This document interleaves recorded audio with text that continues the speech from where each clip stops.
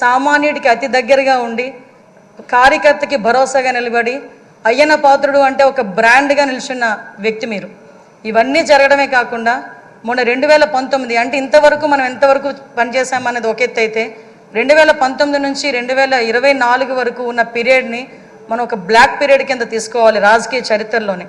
ఎందుకనంటే ఒక శాసనసభ నడిపించడం చేత కాదు, ఒక అడ్మినిస్ట్రేషన్ చేయడం చేత కాక ఒక నియంత పరిపాలనలో ఆంధ్రప్రదేశ్ రాష్ట్రం అట్టడుగుపోయిందన్న సంగతి మనందరికీ తెలుసు.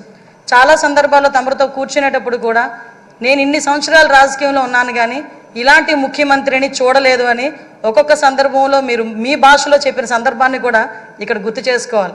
ఎందుకనంటే ఇన్ని సందర్భాలు ఒక ఎత్తు అయితే ఈ 5 సంవత్సరాలు మీరు ఎదుర్కొన్న సమస్యలు, నేను ఈ ఒక్క విషయంలోని కూడా మీ కుటుంబ సభ్యుల్ని కూడా నేను అప్రిషియేట్ చేయాలి సార్. ఎందుకంటే 40 సంవత్సరాల రాజకీయ చరిత్రలో మీరు ఇన్ని ఎక్కడా కూడా ఒక మచ్చ లేకుండా మీ రాజకీయ ప్రస్థానం మీరు వెళ్తున్నారంటే అక్కడ మీ సతీమణిగా ఉన్న పద్మావతమ్మ కానీ మీ కుమారులుగా ఉన్న విజయ్ రాజేష్ గారు కూడా మా కుటుంబ సభ్యులందరూ కూడా మీకు సపోర్టివ్గా నిలబడ్డాం.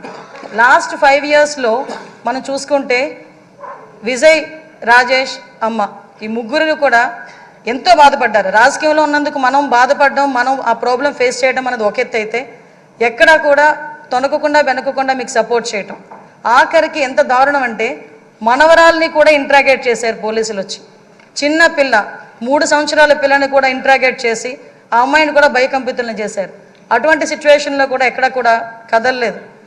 ఒక చిన్న 6 అడుగుల దూరం అని చూపించి గోడని కూల్చడానికి వందలాది మంది పోలీసులు మీ ఇంటి చుట్టుపక్కల పెట్టినా సార్ ఎక్కడికైనా వెళ్ళండి జైల్లో పెడితే మళ్ళీ ఇబ్బందులు పడతారేమో అంటే వస్తే అరెస్ట్ చేయని అమ్మా ఏం చేస్తారు మహా అయితే చచ్చేటప్పుడు కూడా అదే జెండాతో చచ్చిపోతాను తప్పించి ఏ రోజు కూడా జెండా మార్చకుండా నేను నిలబడతాను, అది నా రాజకీయ నైజం అని గర్వంగా చెప్పిన వ్యక్తి మా అయ్యన పాత్రుడు గారు.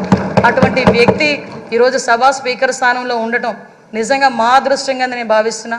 అదేవిధంగా ఈరోజు ఏదైతే ఇందాక మన నాయకులందరూ కూడా చెప్పున్నారు లాస్ట్ 5 సంవత్సరాల్లో పరిస్థితి ఎలా ఉందంటే ఇంకొక